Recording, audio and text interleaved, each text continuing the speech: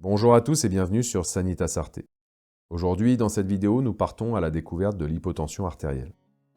Tout comme l'hypertension artérielle, sur laquelle j'ai déjà fait une vidéo, vous trouverez un lien dans la description si jamais vous êtes intéressé. Cette condition peut entraîner des symptômes désagréables et potentiellement mettre une vie en danger. Essayons de comprendre tout ça ensemble en couvrant les mécanismes, les causes, le diagnostic et la gestion de l'hypotension artérielle. Et juste avant de commencer, aidez-nous à faire connaître notre chaîne en vous abonnant ainsi qu'en partageant cette vidéo. Et bien sûr, pensez à lui mettre un pouce en l'air. La pression artérielle est maintenue par un équilibre complexe entre la contractilité cardiaque, le volume sanguin, la résistance vasculaire périphérique et la fonction neurologique. Le cœur pompe le sang dans les vaisseaux sanguins, générant une pression qui propulse le sang à travers le système circulatoire. Les vaisseaux sanguins, en particulier les artères, exercent une résistance contre le flux sanguin, contribuant ainsi à maintenir la pression artérielle. Le système nerveux autonome régule également la pression artérielle en ajustant le tonus vasculaire et la fréquence cardiaque. L'hypotension artérielle peut être classée en différentes catégories en fonction de ses causes sous-jacentes. Tout d'abord, l'hypotension orthostatique, c'est une chute significative de la pression artérielle lors du passage de la position couchée ou assise à la position debout. Elle peut être causée par une déshydratation, une perte de sang, des médicaments, des troubles neurologiques ou des troubles du système nerveux autonome. Ensuite, l'hypotension postprandiale. Elle survient après le repas en raison de la redistribution du sang vers le système digestif. Sujet délicat, mais il y a aussi l'hypotension médicamenteuse. Il faut savoir que certains médicaments, tels que les diurétiques, les antihypertenseurs, les antidépresseurs et les médicaments pour traiter les troubles cardiaques, etc., peuvent provoquer comme effet secondaire une hypotension.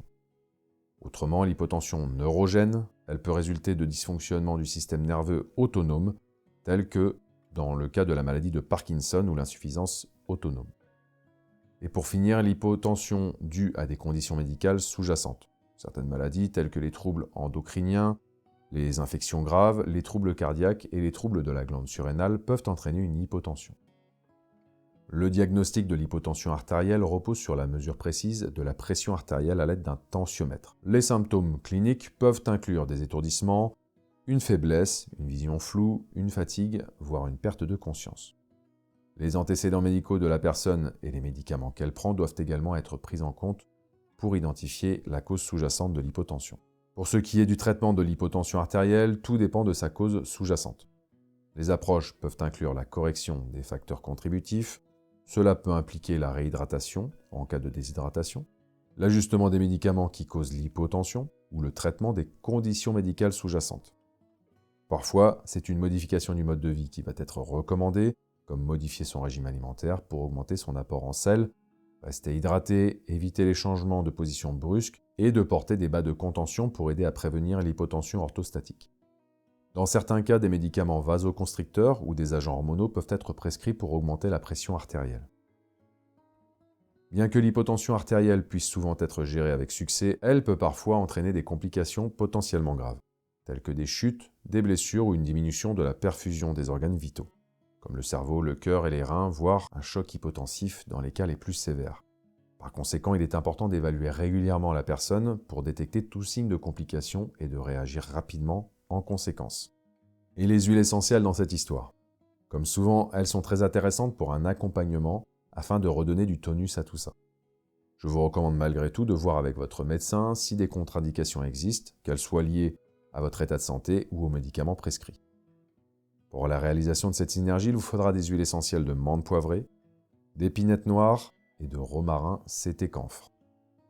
Avant de commencer, je précise que cette synergie ne convient pas aux enfants ni aux femmes enceintes ou allaitantes. Prenez un flacon ambré propre et sec, ajoutez-y 25 gouttes d'huile essentielle de menthe poivrée, 50 gouttes d'huile essentielle d'épinette noire, 5 gouttes d'huile essentielle de romarin CT-camphre. Et pour finir, on ajoute dans notre flacon 40 gouttes d'huile végétale de noyau d'abricot.